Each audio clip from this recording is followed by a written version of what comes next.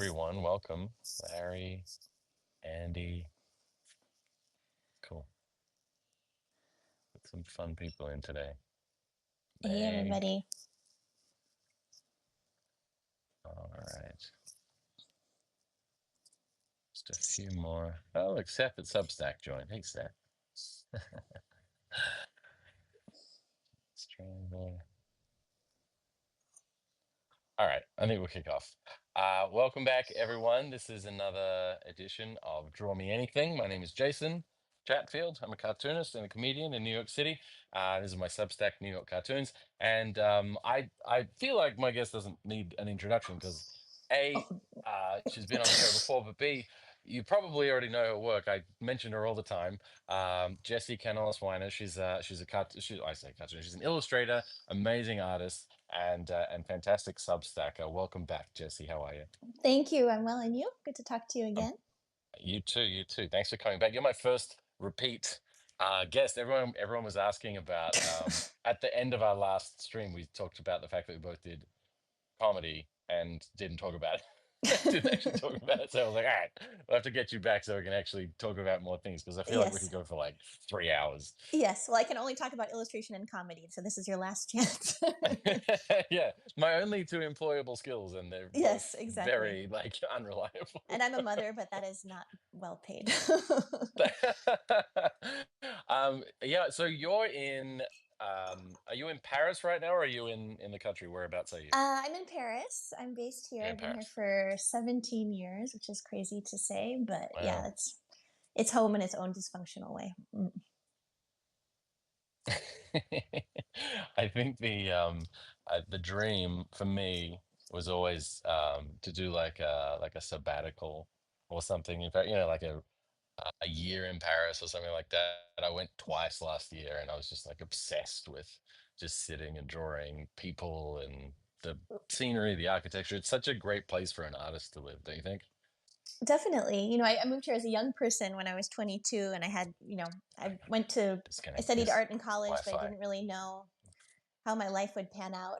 So I kind of just opened myself to being here. And at first, I was a little disappointed because you have this idea of what you think Paris should be. It's this capital of culture and gastronomy. But as a foreigner, I think you're quickly confronted with the fact that you're nobody. And I think that was a first moment where I had to kind of shed all perceptions of myself and really find the humor in my new life here. So I think that was one of the moments where, the wheels started to turn. Yeah, yeah. Yeah.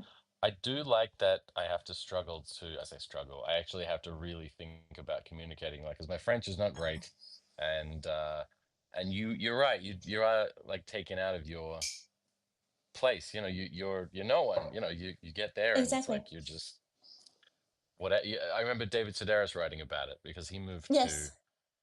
France, and he talks about how having to learn French and about having to adapt to the culture, and he loves it, but it's just such a because I think his partner is French, and he is just such a like he liked that he was there and no one knew who he was. Kind of, it was like Yes, I love that a story. nice Is that change in for him. Call Me, Draw Me Pretty one? What is it called? Sorry, it's the end of the day here. Yes, I love that passage too because he struggled so much. He was doing all these crazy Oh jobs, yeah, and he meet your finally, pretty one day.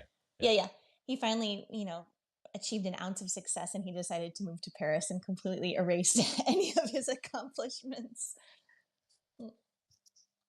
It's Didn't funny. James Baldwin do that as well? I feel like I don't know if it was James. I feel like James Yeah, he, Baldwin. he lived There's a here for few many others who did. years. Yeah, this is a minor flex, but Yeah. my father-in-law was friends with James Baldwin, so I have some insider Really? scoop. Yes, That's yes, cool. He was an amazing writer. Yeah, I wondered. So when I was there last year, I spent a bunch of time going to like comedy clubs, like Oh, you brick wall did? comedy club, Okay. like New York style comedy clubs. Like New York really became this like hub for stand up in Mm. at a time where there were no comedy clubs. They were basically just like strip clubs or music clubs that Or had a comedy burlesque. Or night. yeah, yes, yes. Burlesque was a big Hmm. one, and they were kind of like cabaret venues. And there were no dedicated comedy clubs until, I think like Rodney Dangerfield and like the Improv and Comic Strip Live, and then on the West Coast there was the Improv and the store, the Comedy Store. um, and it sort of felt like it just grew out of in the way that jazz grew out of New Orleans, like comedy grew out of New York, and it attracted a certain kind of person, a certain kind of mind, so they all just kind of collected and concentrated in these areas. And I remember when I moved here, it was just so overwhelming how many people, because I started out in Australia, so how many Okay. people did comedy like as a job, not as a hobby, not as a side Mm. hustle, like as a full-time job.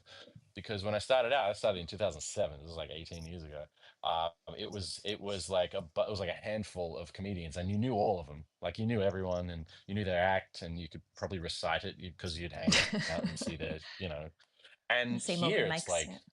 yeah, exactly. And here it's just the volume is insane. The amount of comics at any given spot. I mean, you still know a lot of them, but there's like 10,000 working comedians at any given time. It's crazy. What's it like there?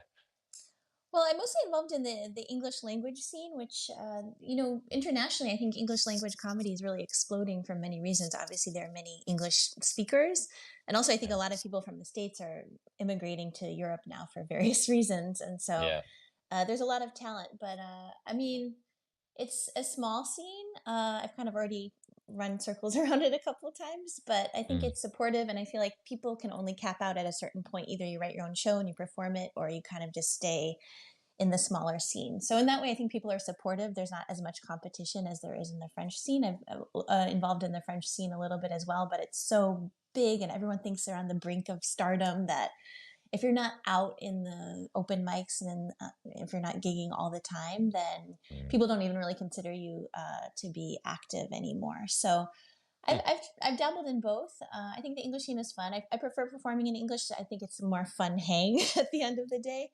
And I can only perform like once or twice a week. So I try to keep it, at the places where people want me to be. Yeah. No, I mean, how do you find the audiences react to you? Like, what's the response been? Well, I just performed in the States for the first time in March. I performed in Yeah. Chicago at the Laugh Yeah. Factory, and then I did a Nice. few open mics in New York, which was fun. I think in the States you kind of have to beg people for their attention a little bit more. Yes, you do. In Europe, I think there's less the culture of stand up, and so people are a little bit more generous with laughs as well. Mm. And it's a completely different world, different audiences. I had one joke. I was at the Laugh Factory, and it was like, "Any Jesus freaks out there?" And usually in Paris, you get no response, and half of the room clapped their hands. I'm like, "Oh my god, these jokes are not going to land." That's great. Oh wow. I mean, Chicago is an interesting one because I mean, I wouldn't say like Jesus freaks. Like it's not, it's not like it's the South or it's like Utah or anything, but No, it's but still, still, I'm from there, yeah, and yes, they're yeah, freaky yeah. for Jesus. So, When so you that grew was up, were you yes. exposed to that, like to comedy and like who were your when you were coming up, like in the US? Like who were you Yeah, watching? well, I grew up in inner city Chicago. Right. I grew up watching SNL. We used to go to the video store and get the old SNL, with Gilda Radner. Gilda Radner's Yeah. always been my girl, and just watching, Yeah. reruns on TV. I watched a lot of TV as a kid. I don't think it served me well, but I also my parents are youth pastors, and so I think I Oh, was just kind of on the behind the scenes of a lot of things of them, planning what they called a club where they had music and they had, it right. was like a variety show at the end of the day. But I always kind of was one step out and I was always looking in and kind of seeing how things worked, the momentum. There was always, a testimonial at the end. And so I don't know, I always kind of had an idea of how theater works in one way or another. Yeah. And I studied, I did theater in high school, and that's really where I found my voice and my people, so to speak. And even from an early age, everyone's like, "Oh, Jessie, you're naturally funny." I always wanted to be Juliet, but I was always cast as her mom, her quirky mom. Uh, And so I think there was a moment I was like, I just want to be the leading lady. I don't want to play the funny, kooky, aunt anymore. And that's all I ever got. But I think I started doing stand up when I was 37. I'm 39 now, but I think it was Mhm. kind of the moment where I had enough confidence in myself to say like, okay, this is a gift. I'm going to Yeah. try to exploit it. And but even stand up wise, I never really. I saw some stand up when I was living in New York, but I think it's so personal where maybe I didn't really see myself represented or I didn't see anyone like me performing. Mm, And so, I mean, I watch stand up from time to time, but I think it was kind of a moment in my life where I was like, I know I'm funny. I know I can write a joke. I know like I'm not afraid of being on stage. And then I was like, this is yeah. stand up. I've got to try stand up. So that's kind of how it happened in a nutshell. That's so crazy. I love that. Yeah. I mean, it's interesting, like the connection between like youth pastors and comedy. There's a correlation there. Like I know that Sam Kinison, Oh he was a yeah. pastor, and I mean he took that and then he brought it to his act and had that insane like loud energy. There was one bit that he even did at one point that was an impression of that, that I think he did on late night, I think on Carson, I think. But then I remember opening for this comedian called Justin Smith. He's a funny comic. He opens for Nate Bargatze now. But I Okay, was on the cool. road with him in like South Carolina and Virginia and stuff, and he told me when we are in the car, the long drive, he told me his whole backstory of how he was a youth pastor in Oklahoma, and he would speak to these big groups, and he had this rhythm about it, and that he kind of liked the ability to like sort of drive people's attention, and kind of like an enthusiasm and similar to what you were saying about having to beg the audiences for their attention a bit in the US, which is true, it does feel like you really have to justify, even though you're on stage with a spotlight and a microphone, it's still like, hey guys, listen. And that's without people on their phones. But he used to talk about that too, like with the people in the church. Like you're like, well, Yes. you're gonna get up there and say something, make it good. And that's such an interesting kind of comp, like with sort of churches and the culture, especially in America, of churches, and then like and stand-up comedy. I'm sure there's a lot more examples of that. Oh, totally. I'm kind of putting this all together now. It's quite funny to think of it this way, but Yeah, yeah, I think my dad is very charismatic and naturally funny, so I'm surely learned a few things from him as well. But I don't yeah, know. I think it was an interesting way to grow up. I mean, there are pluses and minuses, of course, but I think I learned a lot just about stagecraft and yeah, storytelling and all of these various things. Whether I decided to embrace it or not, I think it's yeah. I love it when kids follow their parents to work and they're able to see what they do. I think there's a lot of value in that. Mm. yeah, yeah, for sure. I wonder, being in Chicago, were you ever tempted to join the sort of, the Del Close cult, the improv, like the Second Yeah, City or improv Aya Olympics. or Yeah, Annoyance? yes, well, my parents worked with a lot of college age kids, and a lot of them were Yeah, in Second City. So they used to right. sneak me into comedy clubs and jazz clubs. And so I went to Second City a lot actually in the 90s, back in Nice. the olden days. Yeah, So I definitely think it was something that was on my radar. yeah, And then I decided to study theater in school, but I never really thought to do improv. I was probably a little bit too scared to mm, embrace that. But I don't know. I've always been uh, kind of reserved, but I've always liked to, pull out something really kind of sharp and every now and then. So I never really considered myself to be the kind of person who could do stand up, but I think it's obviously it collects oddballs, and it was just a matter of putting two and two together, and then yeah, just kind of finding my voice like that. But how about you? yeah. Who are your influences growing up? Was it Oh. mostly us? Were there very many Australian comedians at the time, or Yeah, there were. I do remember there was one comedian called Carl Barron, and he was just this real like regular old Aussie bloke, and he was from Queensland. And he used to I remember just seeing him. We had a variety show. It was like I don't want to compare it to SNL because it's not really anything like it. It was called Hey Hey It's Saturday, and every Saturday night they'd have this thing called Faces, which was like a gong show, and they'd have like acts come out and do like some kind of performance, and then they'd have like three judges, kind of like X Factor, and they would like gong them to get off stage. It was brutal, but also they had comedians on there, and I remember seeing comedians and going, "What is this thing? What are they doing? Like, is this a monologue? Like, are they acting?" I couldn't figure it out as a kid, but I remember seeing Carl Barron, and I remember thinking, "Oh, he's just talking. Like, it looks so easy. He's just talking to them, not understanding the mechanics of what he's done and how he's rehearsed it a million times and tweaked every syllable." And he wasn't even talking about anything that important or interesting. It wasn't like it burrowed its way into my head and I'm like, oh wow, I never thought about it that way. But it was just his presentation that I just like, I would laugh instinctually almost, Mm, even if I mm. didn't understand totally what he was saying. And it was like watching a magician going, oh, I have to figure out that magic trick. I want to know how he did that.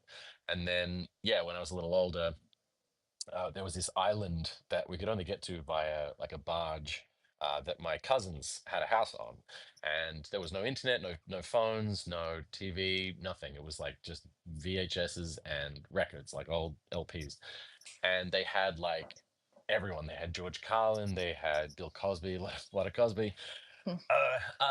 But man, we would listen to those Cosby albums Mm. like on repeat. And that's the thing, like we'd heard them so many times we could recite the bits, and yet we'd still all die laughing at these stories that it tell. Like, and I kept thinking, like, I'm watching my parents laugh and my cousins and uncles, and I'm like, how does this, it's like a spell. So you just cast some kind of spell and everyone reacted with these amazing laughs. And yeah, I just remember being so fascinated by it and wanting to figure it out, reverse Mm, engineer it. mm.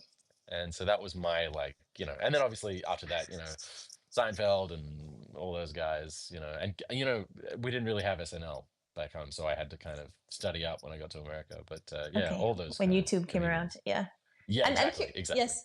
I'm curious, Jason. I mean, obviously, I don't have a lot of people I can talk to about this, but as far Mm. as, I mean, it's kind of a big question, but when you're drawing funny versus when you're on a mic somewhere, I mean, what does that process look like for you? Or do you feel like you can translate the same kind of jokes that you do visually to? Because I forgot to mention that I've been drawing with humor, I guess, and Yeah, then yeah, I yeah. think it kind of came with stand up later, and it created a new kind of way of writing for me, which I think is interesting. But I don't know if there's any kind of parallel between the visual work and the mic work. Yeah, for sure. I was actually going to ask you the exact same thing because I mean, there's a handful of cartoonists I know and illustrators that I know who do stand up. Like, honestly, like, and we did actually do a tour of just us. Like, it was Emily Flake, Hilary Oh, Campbell, Victor amazing. Bernardo, myself, and it was like we went to Pennsylvania to do these gigs, and we would all kind of discuss that in a way of like what's a bit and what's a gag. Like we all do cartoons for the Mm, New Yorker, so like New Yorker cartoons are kind of bits in a way. It's a setup and a punch in some sense. The visuals are the setup and the punchline in one, but also they they really are the structure for what the caption does, if there's a caption. Of like, you look at the image, you look at the caption, you look back up the image, and it hits. You've got like 3 4 seconds. Whereas with a stand-up bit, you do have the luxury of having a bit more time if you want it, if you need it. And the idea, if it's more of a conceptual idea that would be more conducive to using your voice or your like face or an act out or whatever it is, you can try it out. Like I have a few bits that I've been trying in the last week or so that I thought, oh, maybe that's a cartoon, maybe that's like a topical cartoon, maybe that's a bit, but you just sort of, I think you get a sense after a while for what's going to work on paper and what's going to work on stage. And okay, yeah, that I've makes always sense. struggled with it though. I never quite, yeah, it's like a subconscious thing at this point. Okay, yeah, it's also, is it something for the stage? Is it something for a Mm. reel? Is it something for, Mm. I don't know, some other kind of usage? Uh, Yeah, do you find that you just sort of develop an instinct for what's funny? Like when you write funny and draw funny, like humorous illustration it's a very specific kind of skill. It's not like any other style of drawing. There's a great book by Nick Meglin called The Art of Humorous Illustration. He was an editor at Mad okay, Magazine, I gotta check that and out. it's an Okay, excellent book about this because it's about the visual language of humor, but okay, it's a very specific way of working. Like yeah, do you yes. find that? Yeah, well, I started pitching to the New Yorker, I guess almost 10 years ago, but I Mm. published one thing that I illustrated and wrote for them, but I pitched probably 20 or 30 before I got any kind of Right. feedback. But I think Sounds about that right. process of that was kind of a good, thank you, I feel validated. And so I think that was kind of a good exercise in realizing, what works, what's not so specific only to me. And then Mm. always, as an illustrator, kind of trying to share my own stories, I always, had a feeling of what was funny and then trying to find a way to illustrate it. But I Mm. think that it has to be written well for that to work. And it's that fine balance between the image and the text. And so in some ways, I feel like stand up is easier even if it sounds crazy, risking public embarrassment, but at least you know you have an actual response right away if something works or it doesn't. Uh, Definitely. and Yeah. so today I had a little bit of time, so I was, kind of writing. I'm trying to write a graphic novel at the moment, which is a Uh, long, laborious yeah. process. But I had a page that was kind of for the graphic novel and a page that was more stand up stuff. And then I Mm, quickly was realizing that they could both work in the same way. And so I mm, think, doing stand up has allowed me to write in a way where I feel like I had a coffee with JF Harris, who's a comedian, and he said he works in writers' rooms.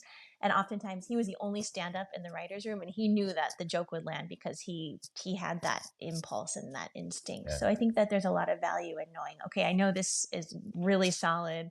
I can easily test it. And I think that maybe I'm just going to lean into the humor part and just make this a humorous graphic novel about my Great. life. That's good. That's amazing. What's the are you allowed to talk about it or not really? It's very early. I'm actually doing a workshop next week about Okay. writing scenarios for, it's very French, writing scenarios for graphic novels. And so, Mhm.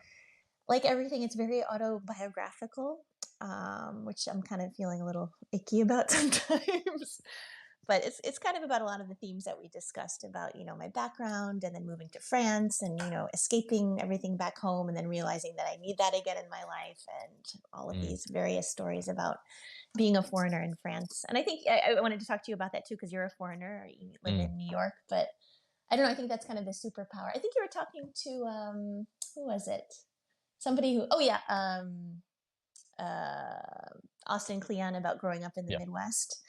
And Yeah. that was kind of an interesting reflection too, to see that, coming from the Midwest, where it's not the capital city, but you kind of have to find alternative strategies to find your voice and to be competitive in the big city, so to speak. But I think there's a lot of Mm. value in being a foreigner too, and just trying to find the humor as a coping mechanism, or I don't know, finding your way alternatively. Mm. Yeah, I think that's a real thing. Yeah, Austin was talking about growing up in Ohio, and then he lives in Austin now, but he was talking about that, yeah, feeling very like isolated, but also having to try and like thirst for finding, resources and figure out his Mm. voice and all that sort of stuff.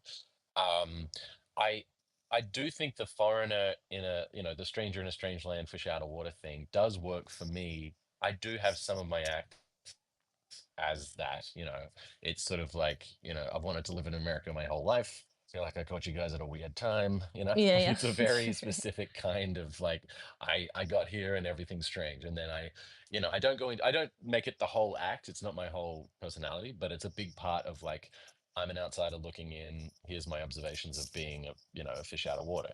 And I think it also helps your observation because yeah, you're not attuned. You're not the hedonic adaptation stuff hasn't like set in yet. You're not so used to every little bit and piece of life in this country as you would probably have the same thing in France, is everything's still novel. And even if you are kind of used to it and familiar with it, I mean, I've been here 11 years.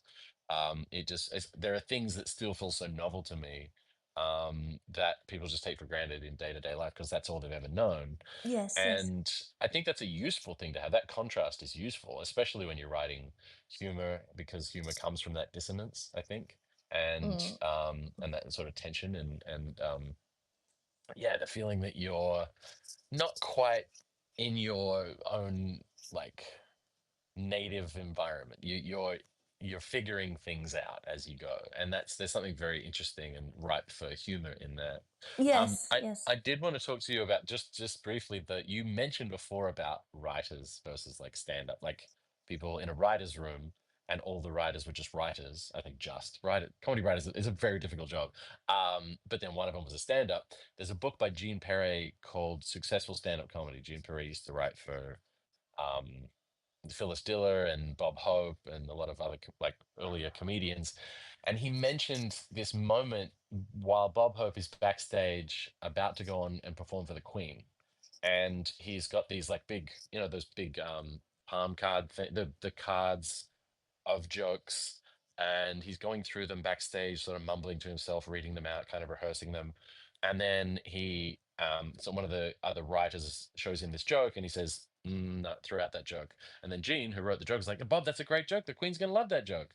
And Bob's like, no, I don't think it's gonna work. And um, Gene is kind of saying, as if he knows the queen and knows what she's like, she would like, he's like, oh, that's a great joke, it'll work. And then Bob said, do you think this is a great joke? And then Gene's like, yeah, I think it's great. And he was like, well, you can tell it.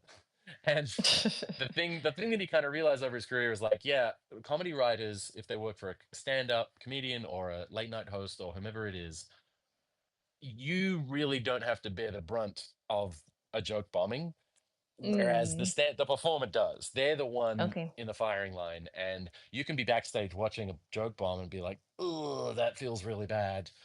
But ultimately, the person on the stage is the one who's taking the hit. So yeah, there is definitely something to developing that skill of being on stage and then knowing what's going to work because you've been Mm, there before.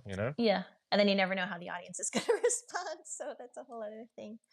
Yeah. Yeah, You yeah. mentioned you Uh, bombed recently. What was that like? Yeah, yeah, I did. I what happened was I was hosting a show. There's a club here called Gotham Comedy Club, and I was hosting the main room on Monday night.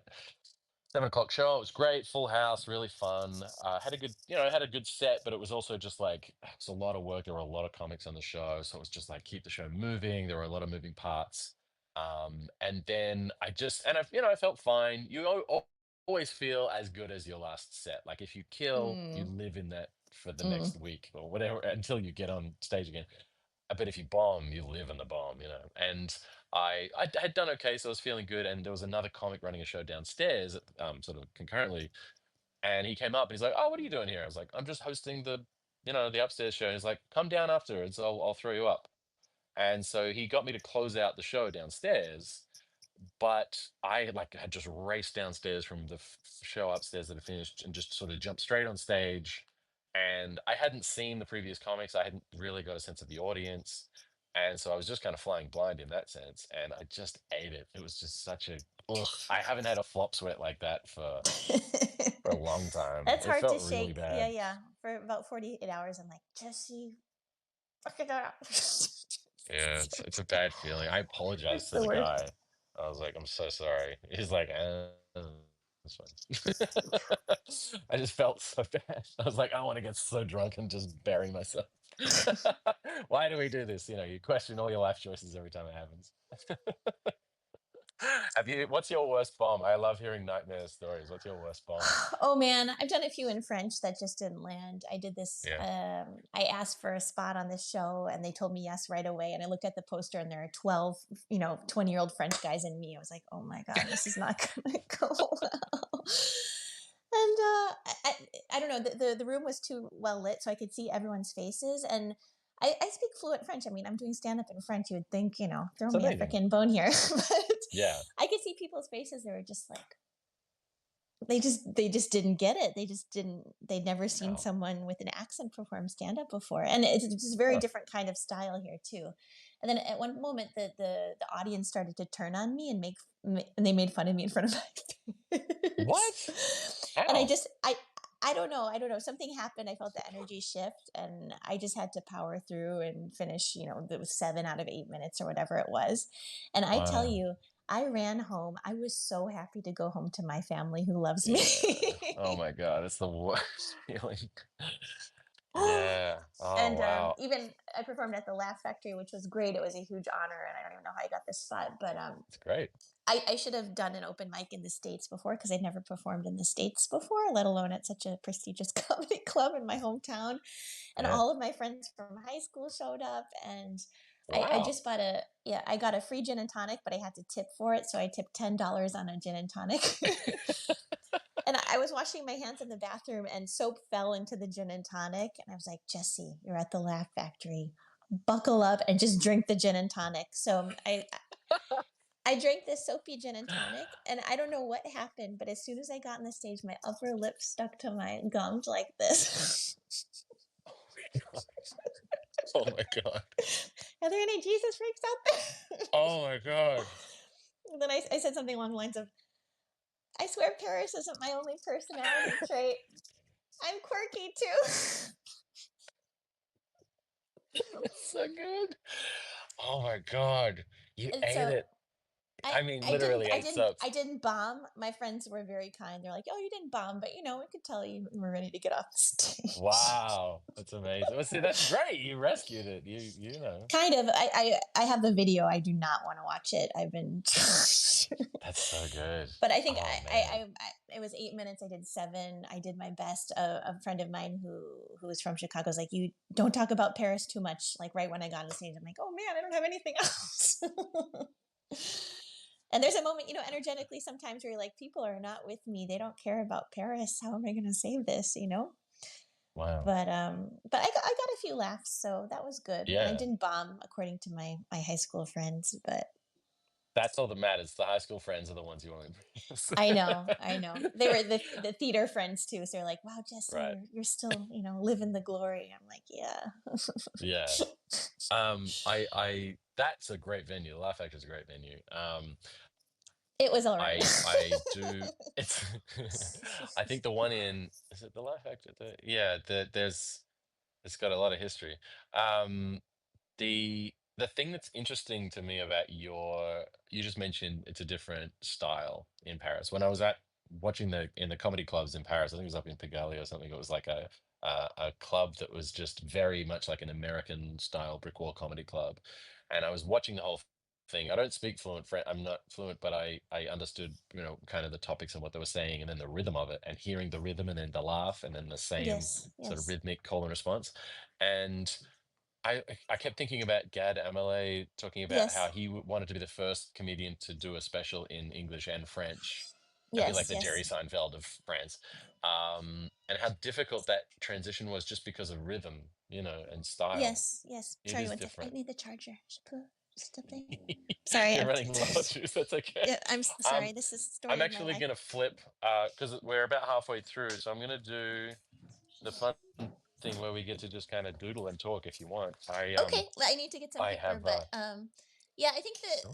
it's The French style is different because it's more kind of about the personality and not necessarily about the Yeah. joke. And Right. so it's kind of there's always like the girl who's like, and then there's like the young guy who's like, "You is she boo? I'm a good looking guy." And then sorry, Yeah. I'm sorry to the French people watching this, but I've No, gotten but it's to. topics as well. They all talk about the same crap. It's all dating and sex and, Oh yeah, yeah, yeah, yeah, and yeah, yeah. it's all Or the same. a It's lot of not people are that talking. different. No, a lot of people are talking about attention deficit disorder now and that kind of stuff. So you Hmm. got to keep it topical, but sometimes I'm like, where are the jokes? Yes. Where are the jokes? Indeed. I don't know if it's the same in France, but definitely in the US, there are a lot of comics on like TikTok and Instagram Reels and stuff just kind of posting crowd work clips, not just because they don't want to burn their Yeah. material, but also just because that seems to be what the algorithm likes. So they get up and Yes. they just do a lot of crowd work and then they'll film it just so that they can keep doing content for their social media. But it means they're not writing as much. They're not doing material as much, which is a Yeah. bad thing, I think. It's rare to find funny crowd work, so I'm not a fan. I don't really do it either, but that's just me. Yeah. I mean, I do it when I'm hosting. I certainly do it when I'm hosting. I try to be as like half and half, like part material, part crowd work. But sometimes it's really hard when there's like I don't know. You just want to, what material's going to work, and then you don't want to be a hack and be like, "Hey, where are you guys from? What do you do? Are you guys dating?" Like all the cliche stuff that crowd work comics kind of do to mine the crowd for material. It just kind of feels a little. I don't know. It feels strange to me. I've used to do it a lot because I used to host a lot more than I do now. But yeah, I feel like if people wrote more, they'd probably get a lot better at understanding the mechanics of why the laughs are coming, rather than just like hoping for the Yeah, best during crowd work. yeah, totally. I think it's just so rare that there's either you're really good at it or sometimes. I think starting stand up has been interesting because you really just have to humble yourself Yeah, sparks within the moment too, where you go off the cuff and you see something everyone finds funny that you weren't expecting. So I think right. it's been an interesting challenge. So speaking of getting geeky about stuff, I just bought some calligraphy pens for the Oh, first time. nice. And Great. so I've been, well, I'm trying to work on my graphic novel, so I've just been playing around with those a little bit. Wow. It's fun. Nice. Do you use What kind this? of pens are they? Uh, it's just kind of like a gifty calligraphy set by a pretty decent Jacques Hervé is a Uh-huh. French ink company. So Yeah. yeah, so I'm just playing around with those a little bit. They're quite fun. Do you use those for your comic Yeah, I stuff? do. Yeah. I do. I love using them. I mean, it depends on the style, but generally speaking, my preferred um calligraphic, like I guess they're um these two are the ones that I use. They're dip pens. They're not fountain pens. I do Okay. have a bunch of fountain pens that I use, but they're more medium. But these are flex nibs, I guess more. Well, this is certainly a flex nib. This is a this is a Hunt 101 Imperial, and I'd use that as a dip pen with Higgins, just like Higgins waterproof ink. And Ah, okay. I love that you can get these really great line variation, Yes, yes. like calligraphic lines, There's nothing and like it. all, Yeah. yeah, it's and you can't really replicate it with anything else. And then this is a I've wrapped it in gauze and sports tape so that my wrist doesn't seize up while I'm while Okay. I'm working. That's smart. But Yeah. yeah, this one is just like a crow quill. I think it's like actually it's a 10 it's Hunt 102. It's a Hunt 102. And it's more of like a crow quill, fine nib. I really, really like this one. Okay. Um Cool. yeah, this is the style. What style is yours? I actually don't have it here, but it's pretty nondescript. Okay, right, It's kind of there. You know, five different nibs that you can that you can alternate. right. I'm just gonna grab my pens. I'll be right back. Sure. Sorry, All right. everybody. And everyone who's watching in the chat, if you want to make any requests, this is the time to do it. If you've been thinking away while we've been chatting and getting any ideas, write them in the chat just at the bottom here. You can see the little chat. If you're on your phone, it's at the bottom. If you're on your laptop, it's off to the right hand side, I think. Um, yeah, write what like a little request or something you might like us to draw, or a theme even to doodle with. I mean, I've just been drawing this guy on stage because I remember seeing this face the other night and just wanting to draw it. Um, this guy had the weirdest face, and I was like, this guy's sadly like a born comedian. You need to look at him and laugh. I can't remember his name, but yeah, I don't know if you have this as an artist, like when you're observing things in the world, like you have a very keen eye. I think you have. Your book, I mean, you talk about this in your book. It's called Thinking in Watercolor, everyone, by the way. Thinking in Oh, Watercolor, which is available now. There we go. um, and yeah, like you're observing the world through your own kind of lens, which is, analogous to, writing stand up, really. But also you just have this kind of ability to distill your sort of perspective, through your voice with your style.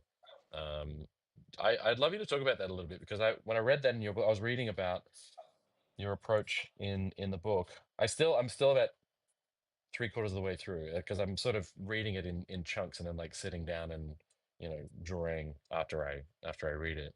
oh, Um, that's amazing. yeah, but it's fun. It's a really, really fun read. I recommend it to everyone. Thank you. uh, yeah, I mean, I think looping back to when I moved to Paris, and I always knew I loved to draw, and I loved getting lost in the process, but Yeah, it yeah. was always kind of difficult to find what it is that I wanted to draw. It wasn't just about copying something, but kind of about finding my voice as an artist.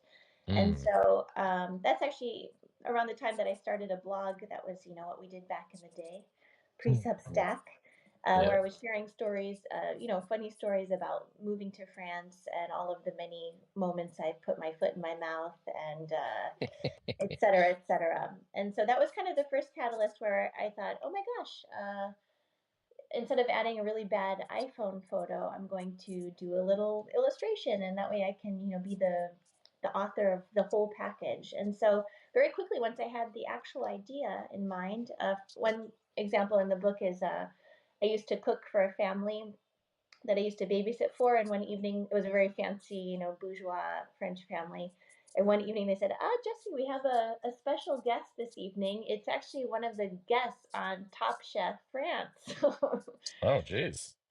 So no pressure. And so it's a comedy of errors of me trying to cook for this Top Chef guest, and it was That's very amazing. waiting for Godot. He ended up not showing up, but Oh, completely really? I wrecked myself emotionally making him a chicken curry for whatever reason.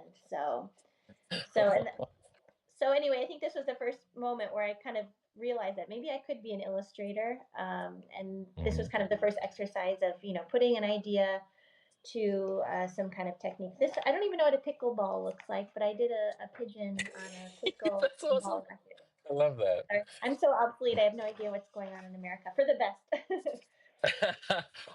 Thank you. Hugh Walker, by the way, requested a pigeon on a pickleball, a New York pigeon encountering a pickleball. Thank you. I actually played pickleball yesterday in the heat, and I nearly keeled over and died. It was the worst day to play pickleball. I do it every Wednesday in Brooklyn with some Oh well. friends. It's So I'm part anyway, of I the think cult now. yeah, when people want to start drawing more regularly, I think the best primary reference is yourself. Because obviously Yeah, your world, your experience more than anyone else does, and that's where the humor lies too. And how you see the world, how you interact with it or not. And so, the book really yeah, is written for a younger version of myself who is still kind of figuring it out and trying to find a bigger voice and matching the technique with also some storytelling 101. yeah. Right. I like that. It actually feels very much. It's a very comforting book because it feels very much like you're similar to I was talking to Beth Spencer about this too, just like having permission to play, having permission to not have everything be absolutely perfect and all of the conditions be absolutely right for you to be able to work, and just like being gentle with yourself and being sort of forgiving Yes, if it doesn't come out exactly how you picture it in your head. And I think that's a really important thing for a lot of artists to exactly. And a remember. lot of people think if you start drawing, it needs to be photorealistic. But I like to say that Right. photography exists for a reason. You don't need to achieve that, and it's going to look probably static and a little lifeless if you do. And in this age of AI too, you might as well just maybe try something Right. a little bit more abstract, or just uh, try something maybe a little bit more meditative with watercolor, where you're just adding. I have a 5-year old son, and I think it's interesting to kind of see how he paints too, because oftentimes Yeah. he just likes to create the explosions, as he calls them. He just likes to throw the color on the paper and see what happens. It's more about the moment and not about the final product. And sometimes, Love that. yeah, if he likes it, he tapes it on the wall right away. And if he hates it, then he's just gonna he's gonna melt down and rip it up into tiny pieces. So I think there's I'm not granting anyone to do that, but I think there's kind of a lot of value in the if it feels good enough, then it's worth doing, and if not, then Yeah. I That think well, it's speaking of Austin Kleon, before he was talking about how his kids, I think his next book is about exactly yeah, that, about kids yeah, and I saw play and that. how they draw like unrestricted, they're like unconfined at a certain age, up to a certain age. They're not like comparing themselves to other, they're just like you say, hey, draw a house, and they're like, yes, I can draw a house. They just draw it. And it's Yeah, so exactly. amazing how much joy they take in it, and they're so present, you know. It's very It's inspiring. Mm. it is. Yeah, do you find that with with your kids when you watch your kids, it just like reminds you to be, more playful? Yeah, I'm kind of jealous too because they can just, on well, first of all, my son uses all my supplies, so the work is amazing That's when great. he's working on Fabriano paper. But I I just think there's like no hesitation. There's no foresight. He just sits down, he paints, he just puts the paper, the pigment on the paper, and it's just more about being in Yeah. the moment. It's not about if it's good or it's bad. He's kind of at that age too where he might have an evil art teacher at some point who's going to teach him Oh, yes. everything Right. is wrong. But as of now, he's kind of Yeah. free in the clear, and he's just able to do whatever it is that he wants. Did And I did you like ever showing have him that? me. Did you ever have the evil art teacher? Um, Not really, but maybe in other subject matters too, especially math and science has never been my strong suit. But I think Yeah. a teacher can have that impact on you as well. I had an art professor who ended up becoming my mentor, who was Oh, well. difficult, probably to try to encourage me to work harder too, which I appreciate now. But Yeah. um, yeah, I remember getting feedback sometimes where you're like, "What?" But Yeah.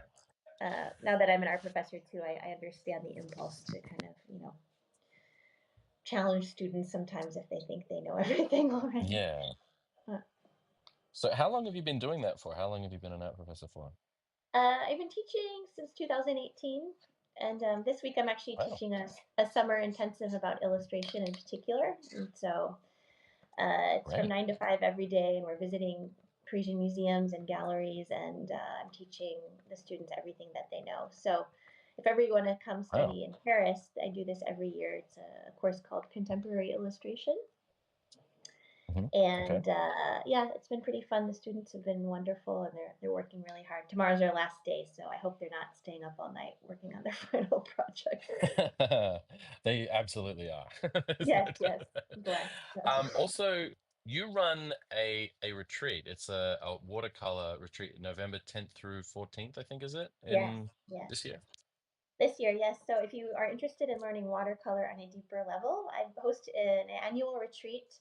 It's called the Paris Watercolor Retreat, and a lot of people host retreats in Morocco or in Italy or wherever. But I figure, why Mm, not do it here in Paris? I obviously know Paris better than anywhere else, and yeah. it's the city where I learned to find my own voice, and it's an eternally Mm. inspiring city. So it's 5 day intensive course where the mornings are in a historic art studio in Montparnasse, and Oh, then wow. the mornings are focused on still life, drawing from life, etc. And then the afternoons we do museum visits and we draw and paint all over Paris.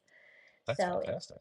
yeah, so it's learning watercolor with Paris, with the lens of Paris, Yeah. and it's all self-organized. I prefer to do everything myself. I love to entertain and hospitality and all this, so it's a very Oh, great. bespoke, small, intimate kind of setting, but it's I think the previous guests really liked the proximity that they had to Parisian things that they wouldn't have had otherwise as well. So, Right. Where do they so come in it's from? Where do people tend to come in from? last time the States and Canada. Oh, great. Hmm. So anyway, maybe you can add a link down below if anyone is interested in learning Yeah, more about that. absolutely. In the replay, everyone, there will be a link down below this video so you can sign up for that. How many spots do you take each year? Six spots, and I only have two Six. left. So just Ah, act okay. fast if you're interested. Yes. Yeah, absolutely. And you only do that once a year? As of now, I've been trying to just kind of figure out the format, but try to Yeah. keep it, super small and exclusive. But maybe it'll happen twice a year eventually as well. I'm not sure yet. Okay. I know as a friend of mine who runs one, Jenny Croik runs one Oh yeah. Okay. in Italy, I think each year. It's either Sicily or no, it might be even yeah, I think it's yeah, it's Italy. Because I know there are a lot of retreats and stuff in Italy. Yes. I've really been wanting to go, but it's one of those things. It's always timing. Yeah, I know. I've been getting a lot of emails where it's like, "Oh, the timing's not right" or whatever. So much is going on in the Right. world. I'm not really sure if I could commit, but it's been an Yeah. interesting experiment. I mean, I think a lot of artists are doing them now, and why not? I think people are really Yeah. hungry for the kind of knowledge, and especially since my book came out too, people want to take their watercoloring to the next step. So mm. Sorry, I did Yeah. another Yeah. pickleball I mean, headed thinking I different. really I think nice. That's great. I love that. Oh my God, that's fantastic. Yesterday at pickleball, we looked up in the rafters of we play in this pier overlooking the city, and there's like these rafters, and there was a bird's nest with a pickleball in it. I'm like, oh, that's how pickleballs get made. The pickle bird lays the egg, and then it gets this like spotted ball thing. I don't know what came first, the nest or the ball getting hit into it, or that there was just a ball stuck there and a bird built a nest around it. I'm trying to figure it out. It's a real chicken and egg situation. Is it true that if a pigeon lands an But egg in your balcony, that you have to leave the apartment? So they might need to burn down the pickleball court. yeah, that sounds right. That sounds about right. Yeah, New York is like we were having a heat wave right now. We just had like ridiculous. um, the temperatures here for the past few days. Yeah, same here. It's And been wild. yeah, Yeah. it's just like so much of it, a lot of birds just walking along the sidewalk, just like not even flying, just like walking. It's just so sad to see them just like walking with people. It's really, it's the strangest image. But yeah, pigeons, New York pigeons, man, they don't care. They used to be domesticated, and now they're just like it's just they're the rats of the sky.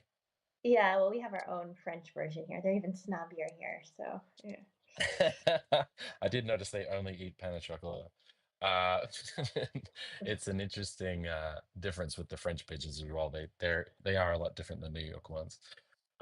We've only got about 5 or so minutes left. I want to cap off our conversation about comedy because uh, Oh, you're cutting out. You're cutting out. where are you getting up? Where do you tend to get up when you perform? Where? I'm sorry, you cut out a little bit there. Yeah, I'm sorry. Yeah, and I would just go. Alex Dobrenko just joined. He's a comedy a comedian as well. Yeah, like where do you tend to get up in Paris? Where do you perform? I perform a lot. I started at Blast Off. It's a show at a Turkish bar in a little underground medieval Nice. They're the best cave. kinds. Yeah, there are lots of medieval caves. I do my friend Sarah Donnelly. She has a show called Comedy Crush, which is in another medieval cave. Cool.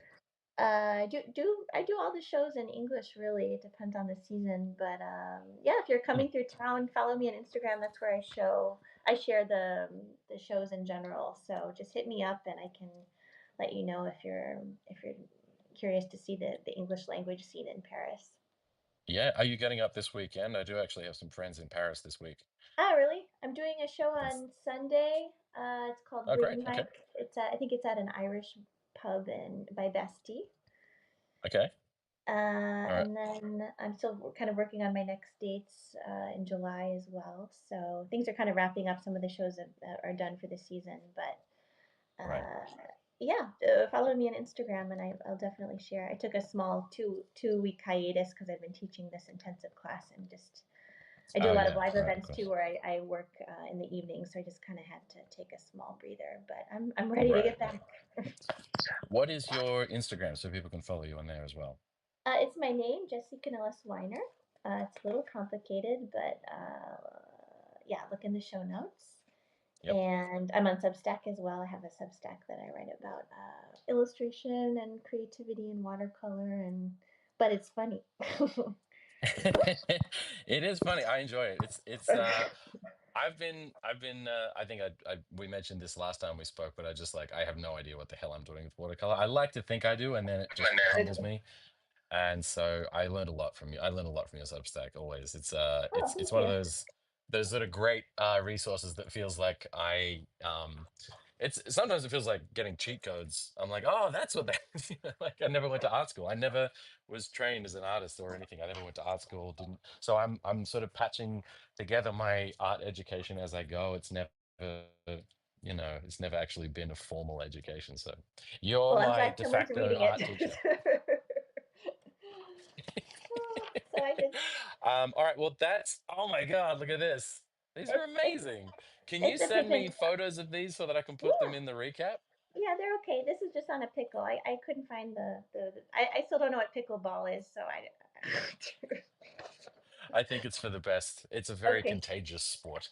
I don't have Yeah. time for another I call it a lesson. sport. Yeah, yeah, you're busy enough. So people can find you on your Substack. If you're watching now, you can see there's a little button above Jessie's head. If you hit subscribe, you'll subscribe to her Substack. It's really, really good.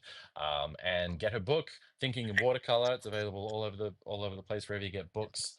And yeah, if you want to join the residency, I think it's November 10th through the 14th. 2 spots left. Again, I'm going to put the link below in the recap so that you can sign up to that. And I'm going to let you go because I know it's late in Paris. So I Thank appreciate you. you Sorry, I'm kind of at carving the out end of time for my this. end of day here. I need to lie down. Yeah, no, that's fine. I appreciate you doing it. So thank you again, Jesse. And Thanks, Jason. Take yeah, care. we'll probably do this again. All right, sounds good. We can talk about All right, motherhood. see you, everybody. Sure. Thanks. Bye.